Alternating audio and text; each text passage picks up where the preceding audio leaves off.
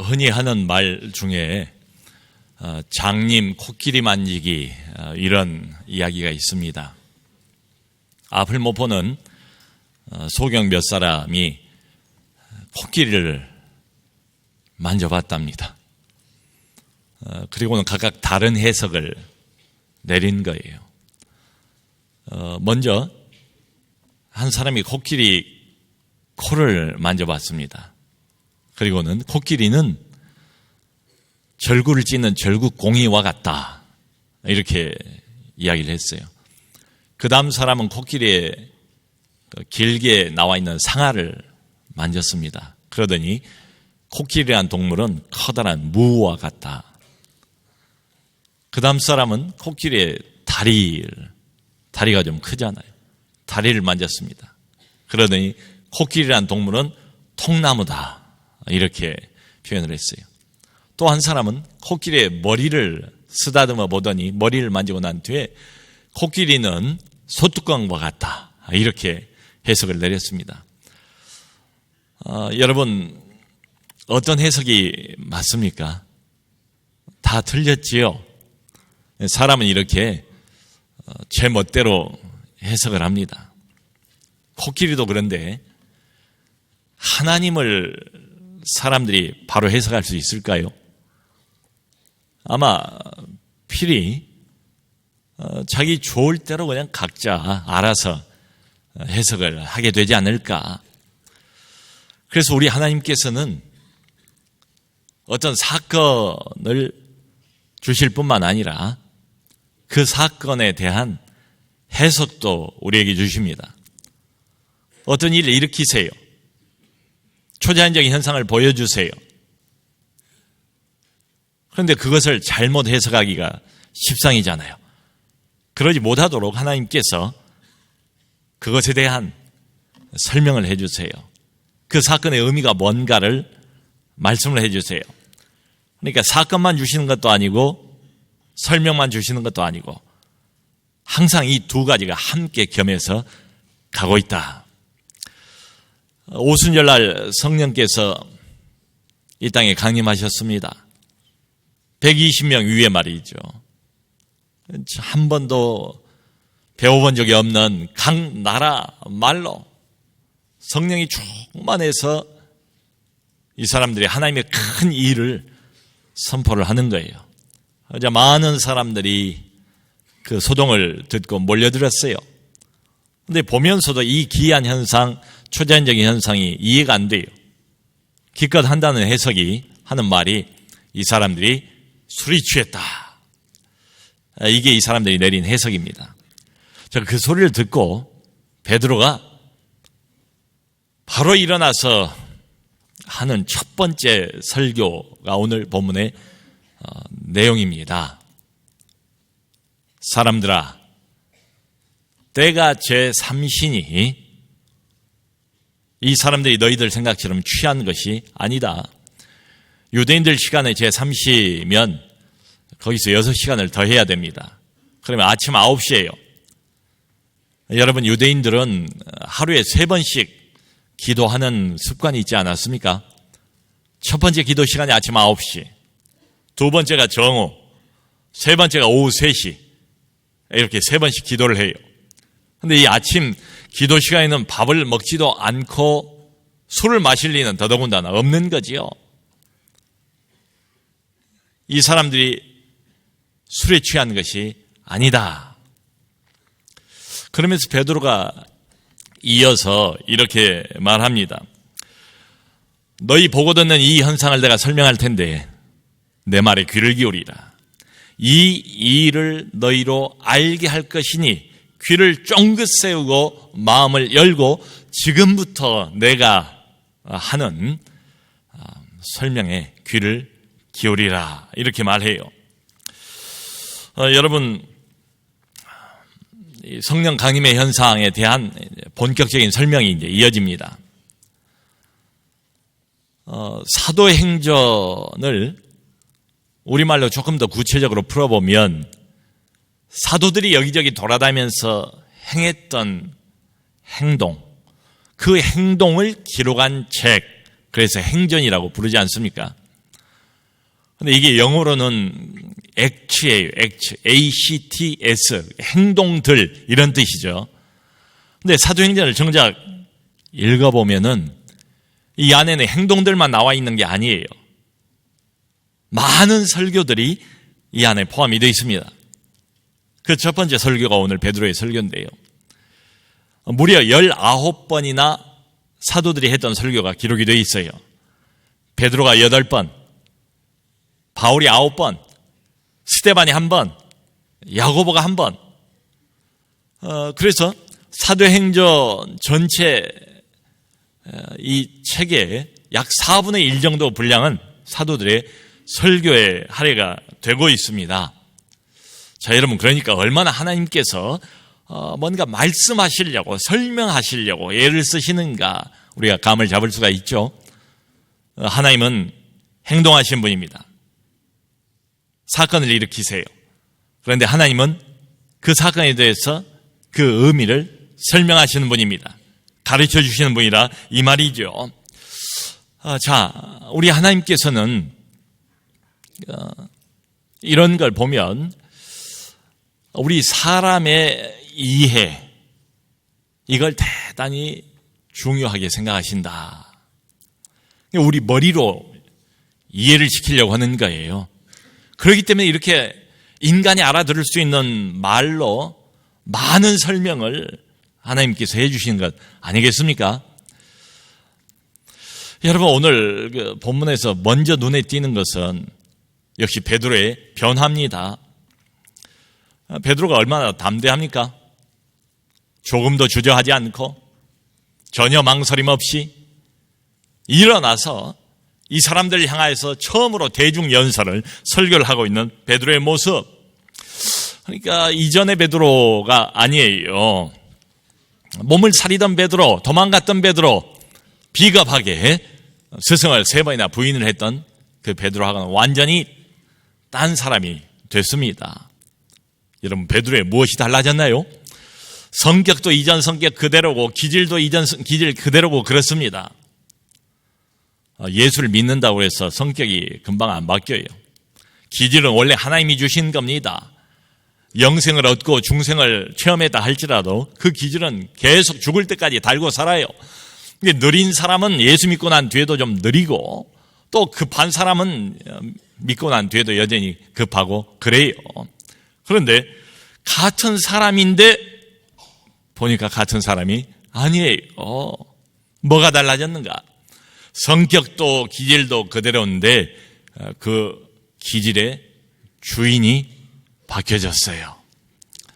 그 전에는 내가 내 성격의 주인입니다. 내가 내 기질을 좌지우지했어요. 그러다 보니까 여기서 부딪히고 저기서 깨지고 온갖 갈등과 온갖 마음의 동요 일어나지 않습니까? 내가 내 성깔의 주인이 되면 남에게 상처를 주고 또 쉽게 상처도 받고 이러고 살았단 말이죠. 근데 성령께서 임하시니까 뭐가 달라졌는가? 딱 하나가 달라졌습니다. 주인이 바뀌었어요.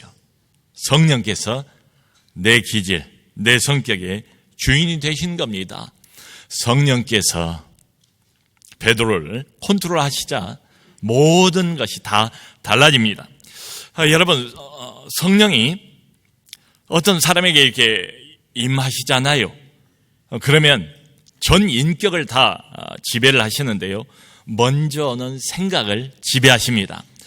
자, 베드로의 생각을 성령께서 오셔서 지배하시니까 당장에 베드로가 성경을 깨닫기 시작합니다. 할렐루야. 여기 지금 베드로가 인용하는 성경 구절은 구약 요엘서 2장 28절부터 32절 말씀입니다. 약 800년 전에 요엘 선지자를 통해서 하나님께서 주셨던 애언, 마지막 때에 모든 사람들에게 하나님의 영을 부어주시겠다는 그 약속이 오늘 너희들이 보고 듣는 이 현상으로 성취되었다는 것을 베드로가 깨달았어요. 금방 깨달았어요. 그래서 설교를 하는 거예요. 여러분, 베드로는 보통 사람 아닙니까? 베드로는 물고기 잡는 어부 아닙니까? 무슨 전문적인 신학 교육을 따로 받은 사람이 아니지 않습니까?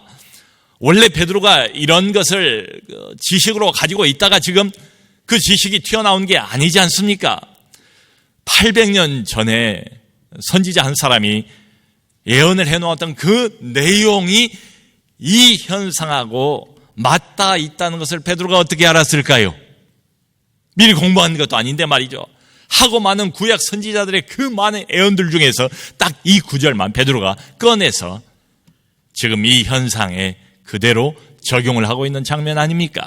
성령이 임한 거지요. 예수님의 말씀이 생각나지 않습니까? 십자가로 가시기 전에 지금 내가 아무리 무슨 이야기를 너희에게 해도 너희가 다 이해하지를 못할 것이다. 그러나 보혜사 성령이 오시면 그가 너희를 모든 진리 가운데로 인도하시리니. 아멘. 성령님이 오시니까요, 성경이 보이는 거예요. 성령님이 오시니까요, 귀가 열려요. 눈이 뜨여요. 여러분, 우리도 마찬가지라고 생각합니다. 그냥 예배당 나와서 앉아 있을 때는 설교를 들어도 무슨 소리인지 모르겠어요. 성경을 봐도 어렵기만 해요. 들어도 무슨 소리인지 이해가 안 되니까 재미가 없지요. 얻는 게 없지요. 지루하게만 느껴지지요. 나하고는 거리가 먼 소리로만 들리지요. 그러다 보니까 자꾸 졸리기만 하지요. 꾸벅꾸벅 참으려고 해도 도저히 참을 수 없는 그 졸음. 그런데 희한하게도요, 설교 끝나면 반짝 눈을 떠요. 이러던 사람인데요, 성령이 임하면 달라집니다. 하나님 말씀이 귀에 쏙쏙 들어오기 시작해요. 영혼에 가서 닿습니다. 그 이야기가 남의 이야기가 아니에요. 다 나보고 하는 소리예요. 다윗이 그러잖아요. 하나님의 말씀이 꿀송이 같다고, 꿀보다 더 달콤하다고 그 경지를 비로소 느끼기 시작합니다. 성령이 임하니까 목사님이 내 개인에게 하시는 소리처럼 들리더라 이 말이죠. 설교 끝나고 난 다음에서 그래서 이렇게 물어볼 수도 있어요. 아니 목사님, 도대체 어떻게 내 사정을 그렇게 아셨습니까? 혹시 누가 내 이야기를 목사님에게 한 것입니까? 이렇게 물어볼 정도로 말이지요. 여러분, 성령이 임하시면 먼저 우리의 생각을 만져주시고 생각을 열어주셔서 하나님의 말씀을 깨닫게 해주십니다. 근데 그것만이 아니에요. 성령이 임하면 우리의 감정도 다루기 시작하십니다. 여기 베드로를 보세요. 베드로가 설교를 하는데 그 자세가 어떻습니까? 가만히 앉아서 설교를 했나요? 아니지요. 보니까 베드로가 당장에 일어서서 설교를 했는데요, 그 모습이 어떻습니까? 소리를 높여 가로되 외쳐서 설교를 했대요. 그러니까 나긋나긋 이야기를 한 게 아니고 조곤조곤 이야기를 한 게 아니고요, 한 사람을 놓고 대화식으로 1:1로 말하는 것처럼 그렇게 설교하지 않았대요. 몰려든 사람에게 힘껏 온 힘을 다해서 그들을 향하여 외쳐서 설교를 했답니다. 어떤 그 유명한 목사님이 이런 말을 했어요. 나는 어떤 설교자가 설교를 하는 도중에 단 한 번도 목소리를 높이지 않는다면 그 사람을 결코 신뢰할 수 없다. 여러분, 무조건 목소리만 높이자는 이야기가 아니지요. 잘못하면 이거 감정주의로 또 치우쳐버릴 염려가 있지 않겠습니까? 그런데 베드로가 지금 목소리를 높여서 이렇게 설교할 때에 그것은 단순히 흥분 상태가 아닌 거죠. 어떤 감정에 고조된 상태를 우리가 엿볼 수가 있지요. 여러분, 감정 충만이 성령 충만은 아닙니다. 그 둘은 달라요. 어떤 사람들은 기질적으로 감정에 민감하고 예민한 사람들이 있어요. 잘 울기도 하고 잘 웃기도 하고 큰 소리도 잘 내고 흥분도 잘 하고, 그럼 그 사람 성격이, 그 사람 기질이에요. 근데 지금 여기 말씀드리고 있는 이 감정의 고조는 그런 감정하고는 다르다 이 말입니다. 여러분, 감정 충만이 성령 충만은 아닌데요, 반대로 성령이 충만할 때는 반드시 감정의 어떤 충만한 상태를 포함을 하게 됩니다. 그때 그 감정은 흔히 말하는 싸구려 감정이 아니에요. 성령 충만한 사람은 반드시 감정의 어떤 고조 상태를 경험을 하게 돼요. 잠깐 왔다가 스쳐 사라져버리는 이런 감정 말고요. 느끼면 느낄수록 우리 영혼이 점점 더 어두워지고 더러워지는 세상 감정 말고요. 진정한 감정, 영적인 감정, 거룩한 감정, 하나님이 주시는 위로부터 오는 이 감동 말이에요. 성령으로 충만할 때는 이런 감동이 우리 모두에게 있다. 여러분, 그러니까 우리 이제 예수 믿는 사람들의 문제 중에 하나는 잘 느끼지를 못하는 거예요.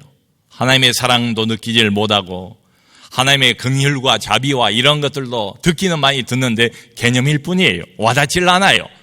객관적으로는 알겠는데 주관적으로는 잘 모르겠어요. 경험해 본 적이 없어요. 그런데 성령이 오시면 이게 달라집니다. 하나님의 사랑, 하나님의 긍휼, 하나님의 자비, 하나님의 돌보심, 품으심, 이런 것들이 더 이상 개념이 아니에요. 아이디어가 아니에요. 객관적인 나하고 동떨어져 있는 이런 이야기들이 아니에요. 내 이야기가 됩니다. 성령이 충만할 때만 하나님의 사랑의 그 감정을 느껴요.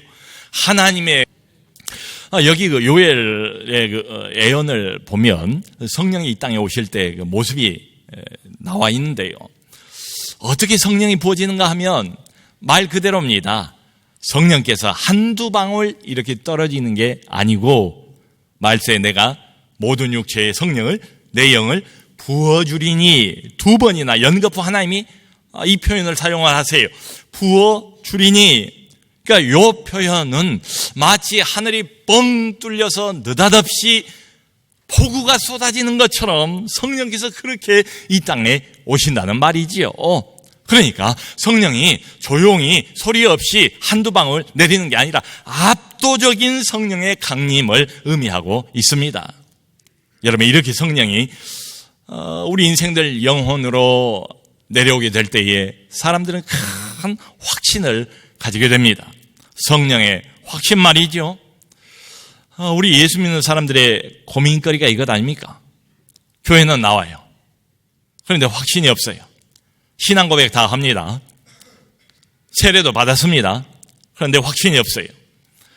확신이 없어도 구원받을 수 있습니다. 확신이 없어도 하나님의 백성 맞습니다.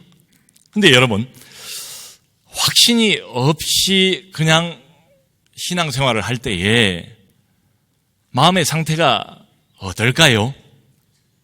아무래도 적극적이 되기보다는 소극적이지 않겠습니까? 마지못해서 끌려다니는 것 같은 이런 수동적인 신앙생활에 머무를 수밖에 없지요. 여러분, 우리 예수 믿는 사람들에게 가장 필요한 것이 있다면 이 영적인 확신 아닐까요? 확신이 없는 신앙생활은 그야말로 안고 없는 찐빵이요, 물 없는 오아시스가 아닐까. 오아시스는 오아시스인데 물이 없어요. 무슨 소용이 있습니까? 그런데 이렇게 확신 없게 그냥 희미하게 맹숭맹숭 이렇게 신앙생활을 하던 이 사람이 어느 날 갑자기 달라지는데요.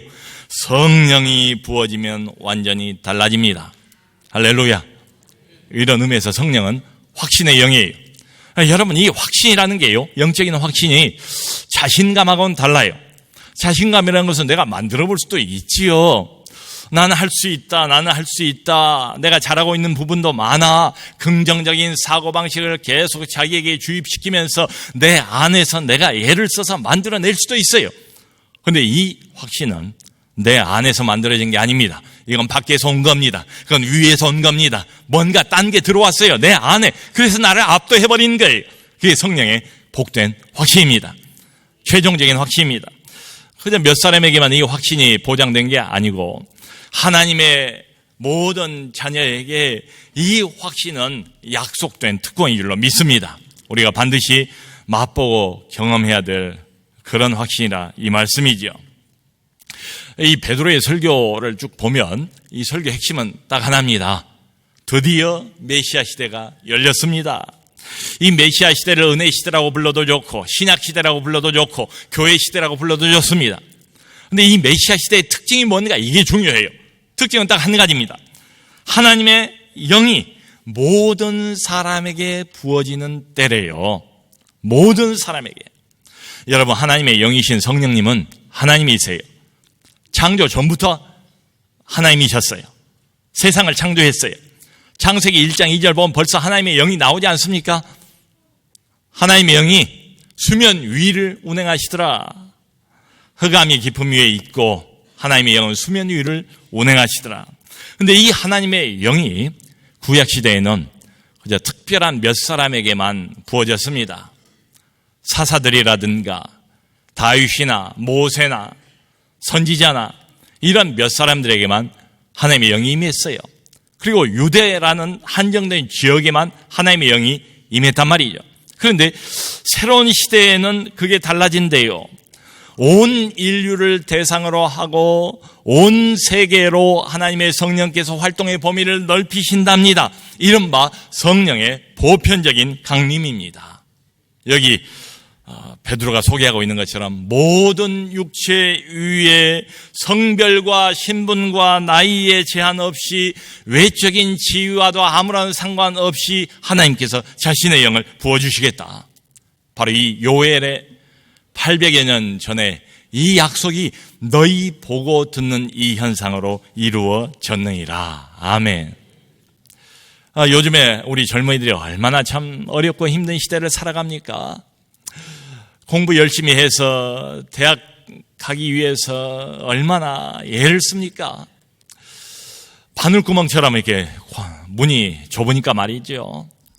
이번에 제가 보니까 2016년도 경찰대학 있잖아요. 경찰대학. 좀 더 안전해 보이지 않습니까? 거기를 많이 지원하는가 봐요. 2016년도 경찰대학 신입생 경쟁률이 무려 97대 1이에요. 어마어마해요. 근데 그렇게 해서 4년 대학을 나오면 또 이게 취직이 보장이 됩니까? 요즘 흔히 우리가 듣는 말이 그거 아니에요. 3포 세대, 5포 세대, 나중에는 전포 세대도 나오지 않을까? 모든 것을 다 포기해야 될 정도로 이렇게 취직이 쉽지가 않은 이런 때를 우리 청년들이 살아가고 있습니다. 여러분, 이러다 보니까 무슨 비전이 있겠습니까? 그저 현실에 급급하지 않겠어요? 발등에 떨어진 불 끄기에 급급하지 않겠어요? 그런데 하나님의 영이 임하시면 젊은이들이 달라진대요. 눈빛이 달라진대요. 비로소 비전을 보기 시작한다. 이런 소리입니다. 하나님의 비전 말이에요. 내 욕심을 충족시킬 이런 비전 말고 또 하나가 더 있습니다. 하나님의 영이 임하시면 늙은이들이 꿈을 꾸기 시작한대요.